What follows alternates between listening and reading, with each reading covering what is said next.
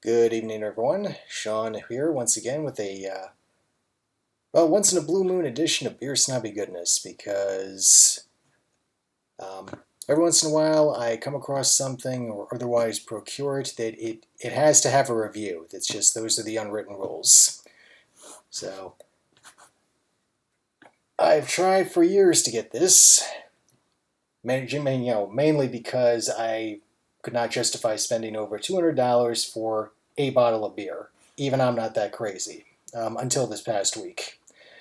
This is Sam Adams' Utopias, which comes in a copper-plated decanter, if I remember the ceramic decanter, which they had in centuries past, if I remember my reading correctly.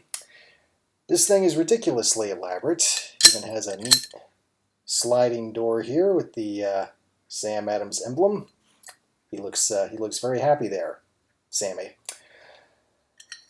I gotta tell you, I can understand why Sam Calagione from Dogfish had, opted to merge with Boston Beer because this incidentally is also quite good. The Utopias aged World Wide Stout. Had to plug that really quick, even though I've already reviewed it. Anyway, back to Utopias. This is not one for the faint of heart or the faint of finance. As I said, 200 plus for a bottle of this stuff. And it clocks in at a whopping 28% alcohol by volume. So you do not pour yourself a pint of this and expect to walk away alive. Not going to happen. In fact, the recommended serving size is 1 ounce, which is what I've poured roughly here in a glass that I normally save for very high-end whiskey or bourbon. But, something like this, I had to get out the good glass. Anyway, I can't remember these ingredients off the top of my head, so I'm just going to read from the liner notes, the nice little placard that came with the bottle. So the Utopias 2021, it's a blend of multiple batches of Sam Adams Extreme beers, which have been held in reserve for years. Apparently some of these beers go back 3 decades, according to said placard.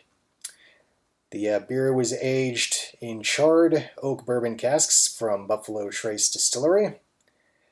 And the blend is then finished in a combination of Carcavelos, Madeira, Ruby Port, Scotch, and Sherry Olorosa barrels. So let's see, apparently for the first time this year, special 2021 variant, they aged a portion of the blend in Sauternes French oak wine casks. Brings out subtle notes of honeyed apricot and caramel to match the other rich flavors contained in the beer. They also aged this particular blend on sherries, including something called Balaton sherries, which are unique to Michigan. Apparently these are appreciated for their slightly sweet and tart taste. Let's see. So yeah, apparently the end result for all of this very creative and extreme blending is notes of black cherry, black cherry, dark fruits, hints of maple and vanilla, moderate sweetness balanced by wood tannins. Anyway, and it does go, finishes up with the actual garage light. Let's see. Copper glazed porcelain decanters. Apparently these are shaped deliberately like the traditional brew kettles that were used in centuries past. Cool stuff.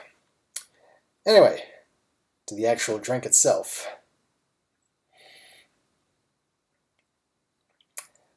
From what I've heard, these things are designed to be almost like a cognac, I believe it's called, which is not my normal drink of choice, but I'm getting adventurous in my middle age. Turn 50 next month, so why the hell not? Wow. That smells like nothing I've ever smelled before. In a good way. think I'm definitely picking up some of that black cherry, though.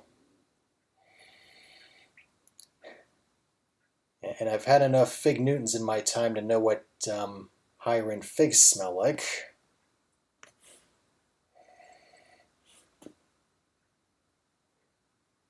I'm looking forward to this. Cheers.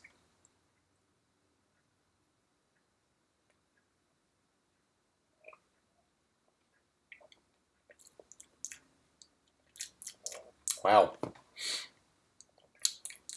Totally different flavor. I'm not sure how to describe it.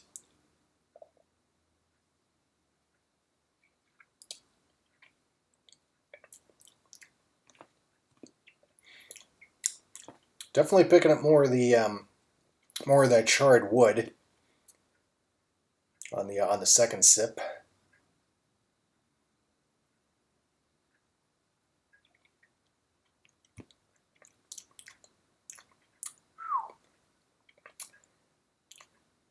It's impressive. I mean, incredibly smooth. I mean, granted, it's not, you're not dealing with the same alcohol level as you would a full-blown bourbon or whiskey, but I mean, about 30%, still nothing to shake a stick at. This is amazingly smooth. I mean, the mouthfeel, that's up there with an 18-year-old Jameson's or a really high-end like Basil Hayden bourbon. I mean, I had one that was aged 10 years about a year ago. This is even smoother than that. I mean, this is incredible. So, I'm going to be cutting out of here to quietly enjoy that. So once again, Sam Adams Utopias. A bottle so cool.